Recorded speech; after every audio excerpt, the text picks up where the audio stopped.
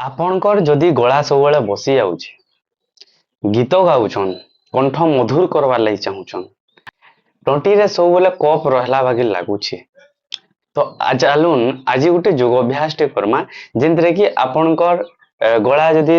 तंटी बसी जाइए किंबा कंठ मधुर करवार लगी चाहूछन कि तुतलापन अच्छे काँ बोलू एमती कहूछन तो यहाँ के दूर करबे।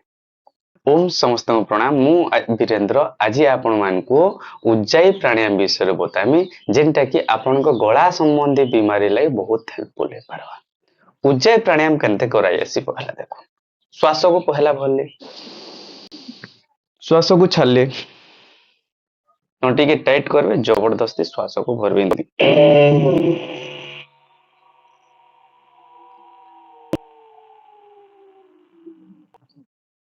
भरले थोड़ी एमती तलके होल्ड करके श्वास को रखले डाहाण नाक बंद कले बाम नाक श्वास को छाड़देले इटा ही कहेसी उज्जाई प्राणायाम। उज्जाई प्राणायाम जदि आपण प्रत्येक दिन अभ्यास करछन आपण को गला संबंधी बीमारी दूर हेसी। गला संबंधी बीमारी माने आपण यदि कफ समस्या अच्छे तंटी दर्द रोचे तुतलापन अच्छे थायराइड रो समस्या अच्छे गीत गाउछन कंठ टिके मधुर करवा लगी चाहूछन तो उज्जाई प्राणायाम के मिनिमम 5 बार रु 10 बार थायराइड समस्या अच्छे 20 बार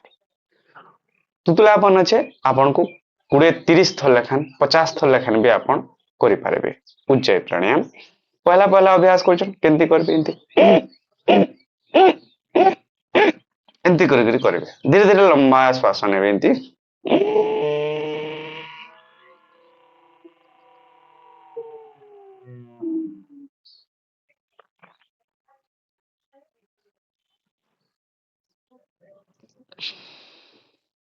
ये उज्जाई प्राणायाम के 5 बार 10 बार लेखन करी देखुन अपन 21 दिन तक कर देखुन तार जबरदस्त फायदा मिलसी। उज्जाई प्राणायाम थी आमर कफ जनित रोग सब किसी दूर हो पारसी।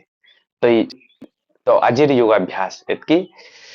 आपण को लाई बहुत हेल्पफुल हवा बोली मोर आशा विश्वास फिर मिलमा गोटे नुआ वीडियो रे नुआ जानकारी साथ समस्त को ओम प्रणाम।